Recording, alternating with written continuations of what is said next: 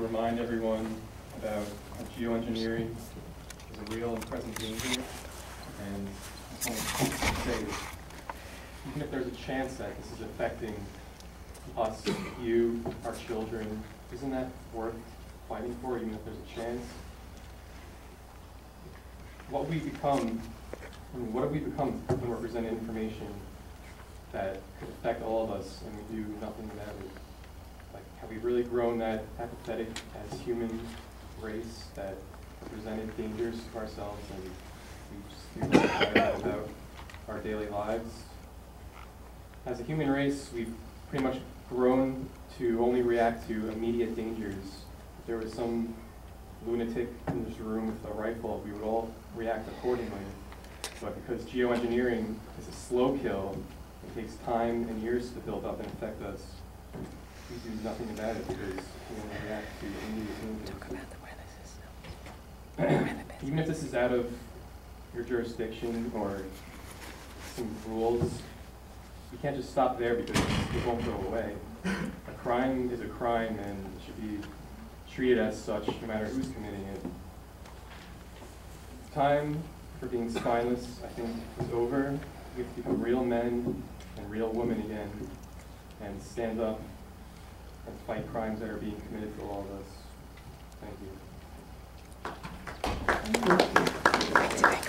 Thank you, George, and Andrew.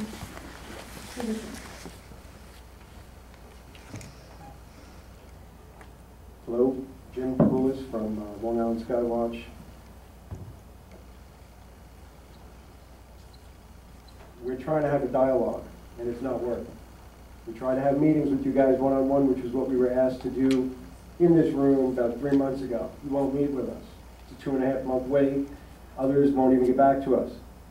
And so there's no dialogue. And so for us to come here and have spew facts, it's not moving you, and nothing else is moving because, I mean, we were in the newspaper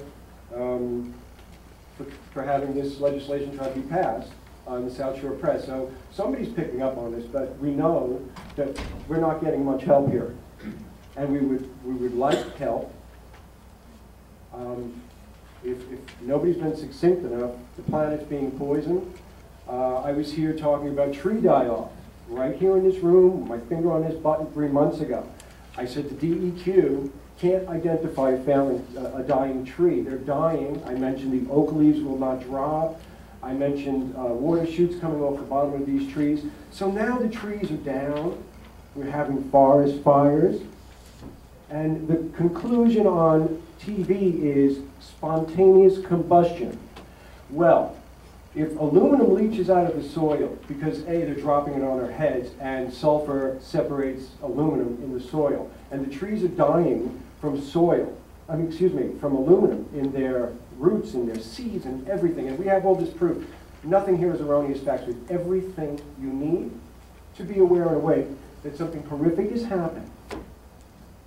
The trees are dying, so now we're going to deal with brush fires, and then they're going to evacuate, or maybe one of our houses will burn down. It was in my backyard.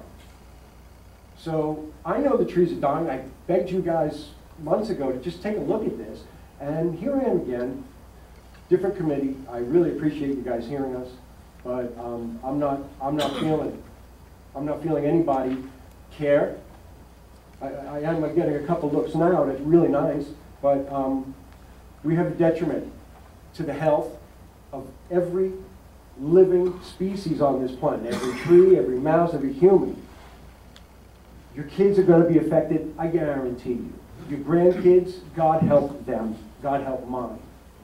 This is a serious issue. We're being sprayed. It's not, we don't know who it is. Trust me, we have the documentation. There's 400 patents of different cocktails that they spray. If they want to make it dry, they make it dry. If they want tornadoes, they get tornadoes. Funny how the record weather anomalies are happening this year as we're standing here begging you guys to realize they control the weather. It's not that hard. They figured it out in the 20s. I promise you, if you guys would look into this, call LongIslandSkyWatch. Or you know what, do your own investigation. Don't trust us. We're just your constituents. Please, guys. Take a look at this. Look at the sky, and you tell your kids or anybody else, because nobody will, that it's normal. Because there's beautiful days, and then when the planes come out, they're not so beautiful anymore. What a coinky-dink. Come on, please, I'm begging you. I have nothing else to say. Documents, we got them. Records, we have them. Dying people, statistics, they're there. So, please. Thank you.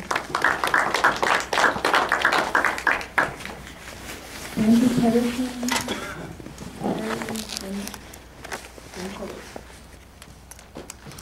Glad everyone took the time to. Hold the button. Oh, yeah, I'm sorry. Which button? He's so tall. Oh, okay, thanks. I thought I'd take a different approach. I've spoken at the other meetings. Thank you. I love you all for coming and listening and being our brothers and sisters in this. Just living life. I'm a lawyer. I live in Huntington. I live in a beautiful community. I love my life. And I just wanted to take a little bit of a different approach today. First, I wanted to say I'm nervous because I never like speaking in public. So I don't know if anyone else can relate to that. It is often said that one of the greatest fears people have is other people, which is just a fact. It's something that's been researched. People fear other people even more so than war or nuclear radiation. It should not be the case. I also come here in peace and love as your neighbor. How many of you have lost someone you love, or are currently suffering, or are suffering yourselves from any of the following: cancer, autism, Asperger's, Parkinson's, ADA or ADHD?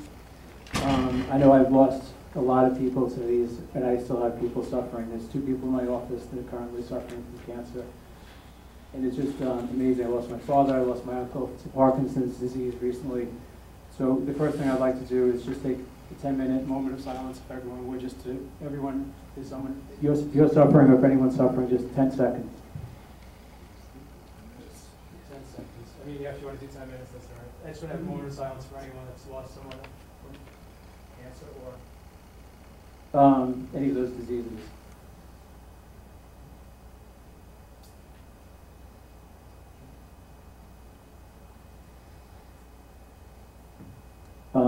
I just want to send them love and peace.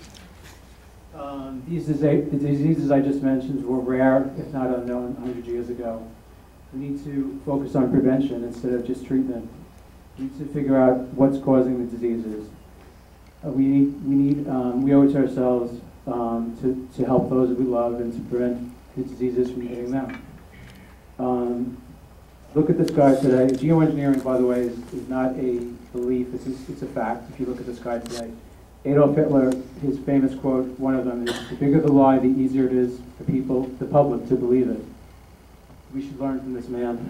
He was saying something that's actually occurring now. If you look in the sky and just go outside, it's something that's right in front of our eyes, just like the Holocaust occurred, and it breaks my heart to think of all those people that died because no one spoke out. And it's happening here because people just, it's very difficult, and I understand it's difficult for people to see what's going on. But I think we owe it to humanity, we owe it to ourselves, and we owe it to everyone in our lives to just take part and look. And I just ask for everyone here to think of a way we can tackle this together as a team. I'm a lawyer, I'd be happy to help you. And to figure out and test nanoparticles that are being dropped on us. And I appreciate your help, and thank you very much. And I am here, I'm your servant, I'm your neighbor. If you need me, let me know. I have an email address and the phone number. Thank you. Jerry Winston, followed by Jeff McQuarrie.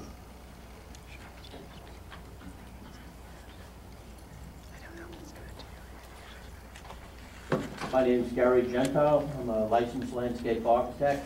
I'm Vice President of Long Island Native Plant Initiative. I'm here today to show support for the hiring of a senior assistant through the Suffolk County Parks Department. Back in 2011,